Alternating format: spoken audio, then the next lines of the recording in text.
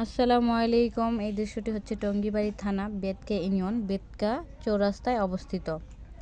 বেতকা চৌরাস্তা দিয়ে প্রতিনিয়ত লক্ষাধিক মানুষ ঢাকা টু মুন্সিগঞ্জ যেয়ে থাকেন, আরও মোলাবাজার থেকে মুন্সিগঞ্জ যেয়ে থাকেন। এক কথায় ঢাকা থেকে পুরো অল মুন্সিগঞ্জের মানুষজন অনেকে আছেন যারা এই রাস্তা দিয়ে চলাচল করে থাকেন কিছু সময় বাঁচানোর জন্য। অথচ এই রাস্তা দিয়ে জ্যাম এমনই লেগে থাকে, সময় বাঁচবে তো দূরের কথা, আরও সময়গুলো নষ্ট হতে থাকে।